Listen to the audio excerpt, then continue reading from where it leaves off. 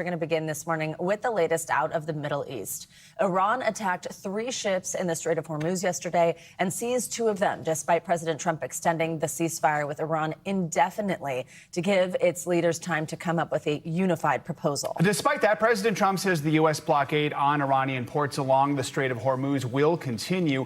And U.S. Central Command says the U.S. has turned around 31 ships, mostly oil tankers, since that naval blockade began. In response, Iranian officials argue the blockade violates that fragile ceasefire and jeopardizes potential future talks. Earlier this week, U.S. forces seized and boarded an Iranian ship that was linked to Tehran's oil trade. The White House doubled down on the blockade yesterday with President Trump telling Fox News that the blockade scares them even more than the bombing.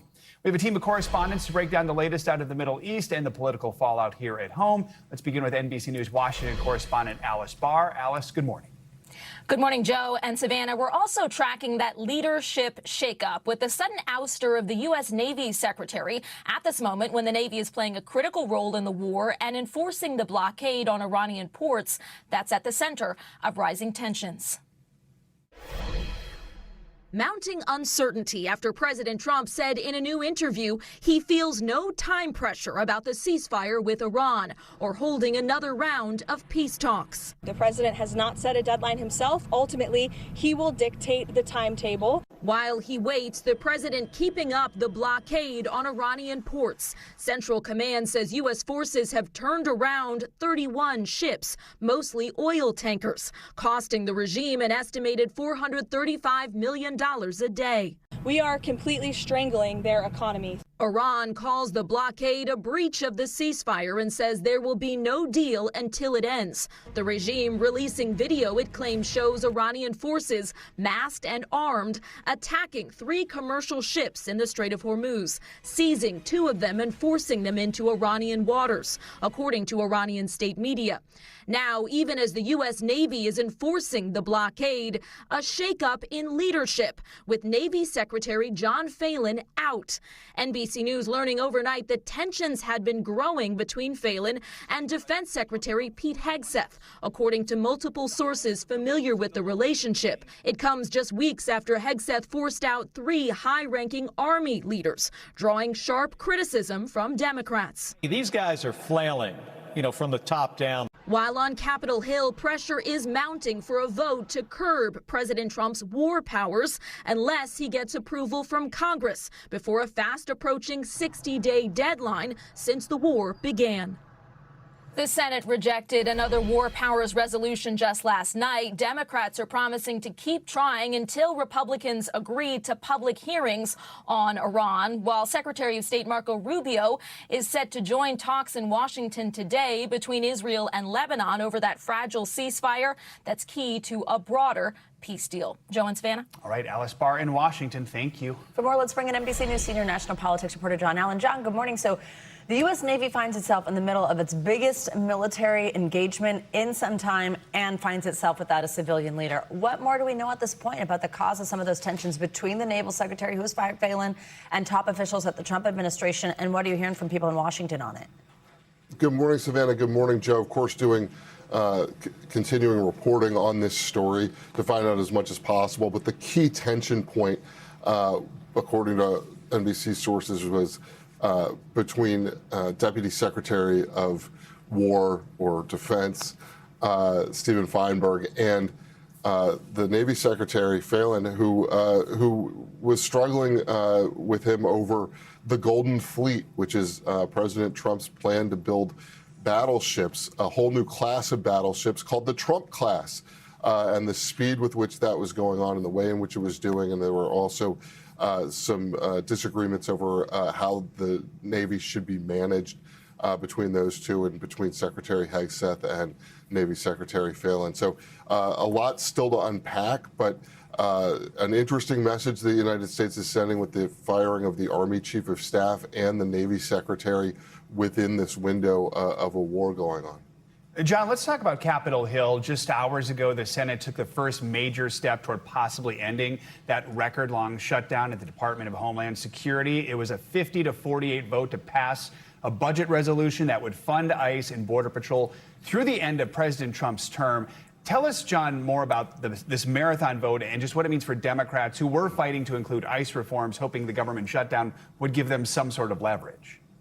Yeah, Joe, always fun to do Schoolhouse Rock with you. The bill sitting on Capitol Hill, and now all these minute steps through which policy can get made. I mean, the short answer is that there's still a lot of work to be done on two pieces, one of which is the effort by Republicans to forward fund essentially ICE and Customs and Border Protection for several years. And then the other piece, of course, opening up the closed parts of the Department of Homeland Security. A lot of votes still to be taken in the Senate and the House, if and when the House and Senate can get together. Democrats last night trying to amend this bill, trying to make some points about the things that they care about the reforms that they're looking to get made done. All those things were rejected, but let's hear Senate Minority Leader Chuck Schumer on that topic.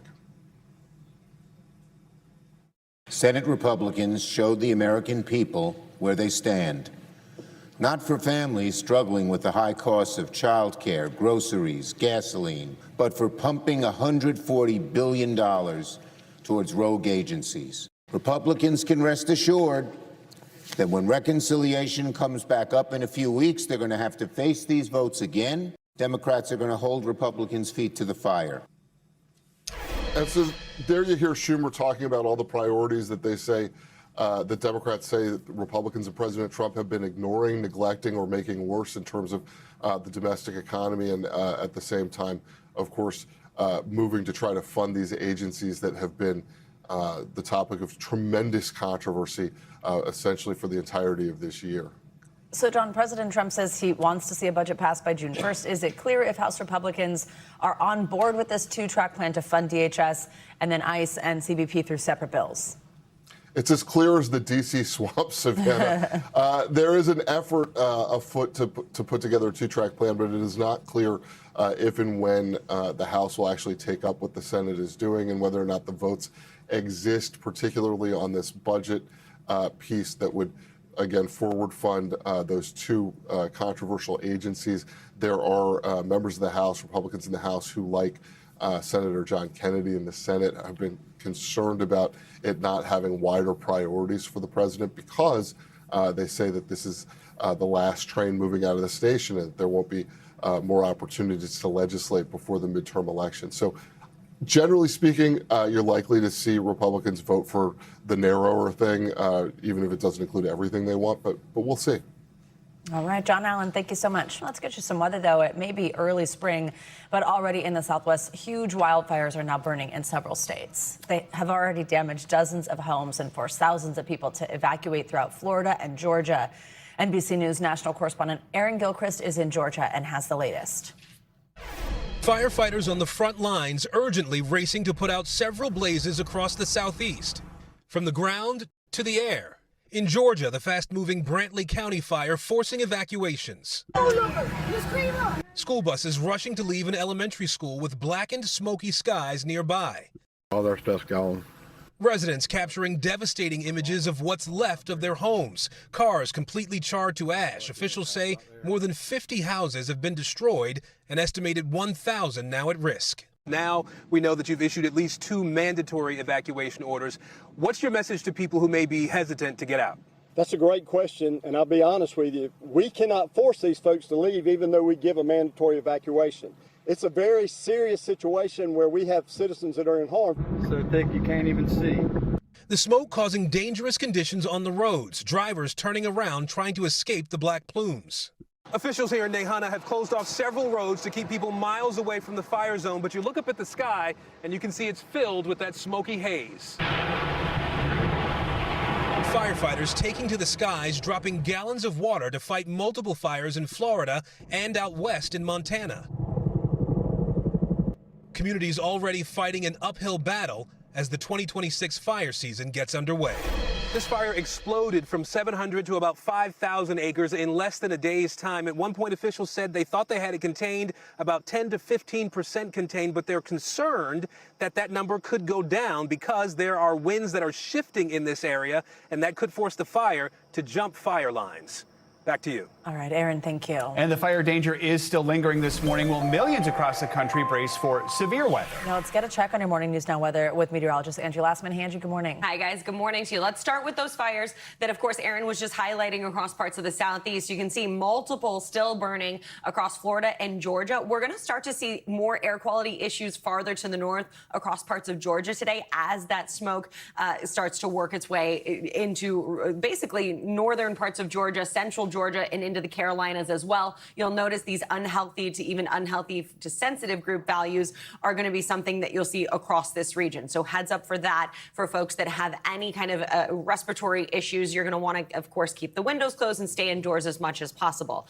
Otherwise, we've got more chances for some of these fires to start across the middle of the country. 10 million people basically from border to border. So stretching from Texas all the way up into the Midwest and the northern plains. We've got 10 million people included in these red flag warnings as all the ingredients are once again there for us to see some of these fires start and spread quickly. We've got the wind gusts up to 40 miles per hour. You can see the critical risk area stretching again from places like Goodland all the way down to El Paso. And we've also got really low relative humidity. We're talking single digit values for our humidity levels. So those two things, along with the dry vegetation, that's going to ramp up that potential to see some of those fires again start and spread throughout our day today. So we'll watch for that. We've also got kind of an active pattern setting up over the next couple of days when it comes to severe weather. Here's what your upper Midwest looks like right now. You can see a bit of rain north of Michigan. We've got some of that again across parts of Minnesota, back across the mountainous regions. We've got some additional snow and even rain falling.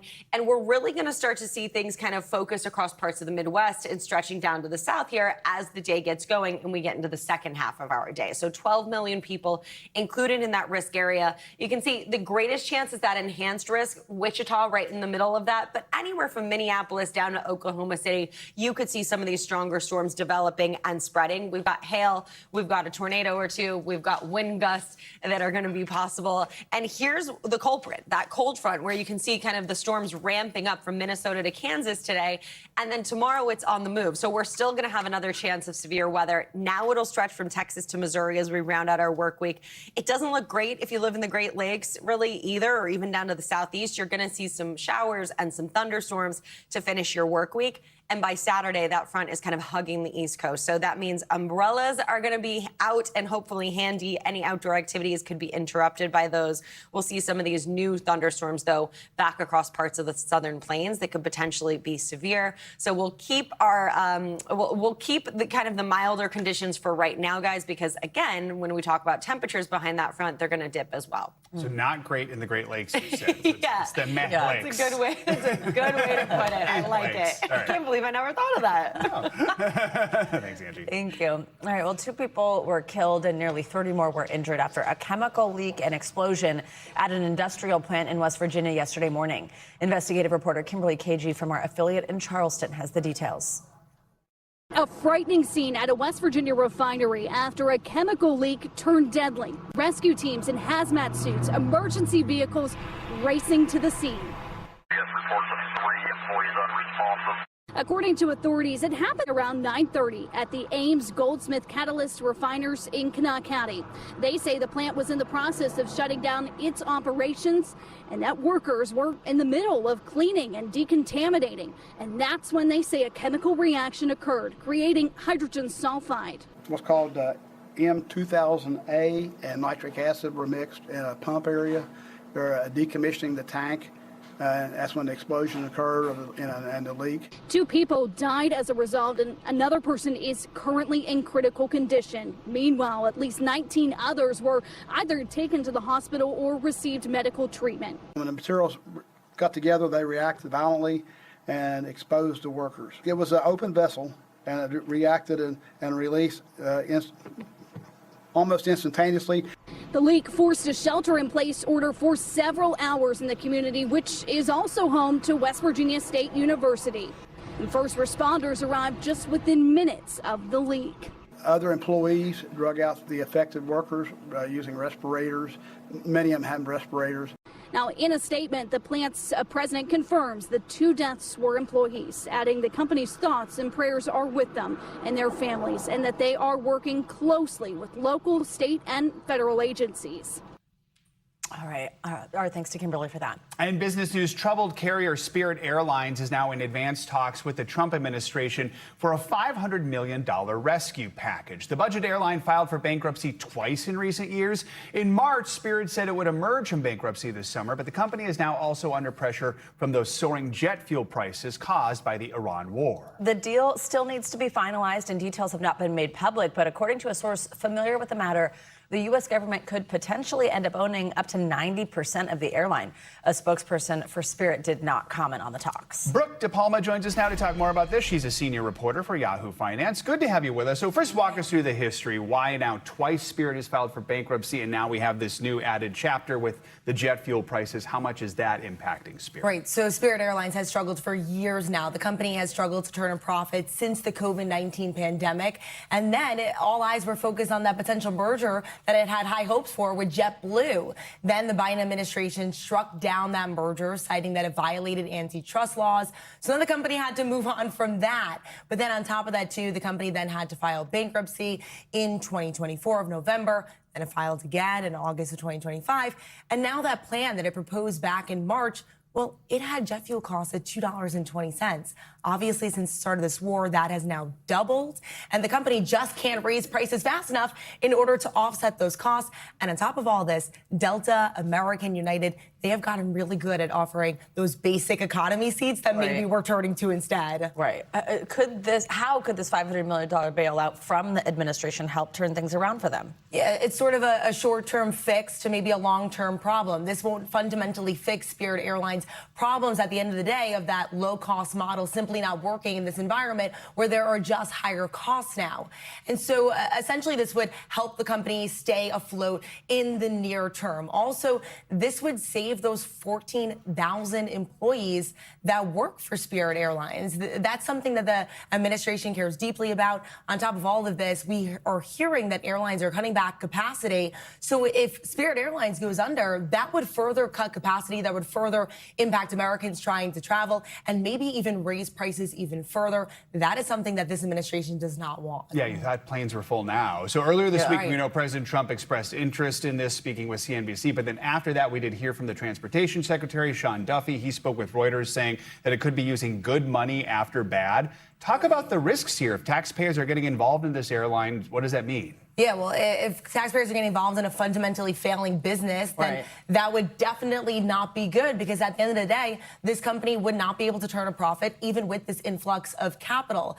On top of that, too, you had United CEO sort of taking a jab at the company on their earnings call with investors on Wednesday, saying that well-run airlines are able to turn a profit in this environment with higher jet fuel costs.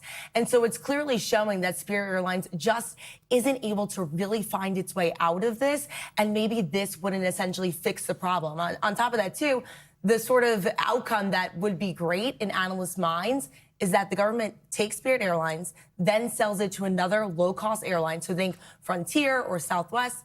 The problem, though, is that they're also struggling with higher jet fuel costs. And so really no clear outcome here, and that could be a big problem that taxpayers could care about, especially ahead of the midterm elections. DePalma, good to have you with us. Thank you so much.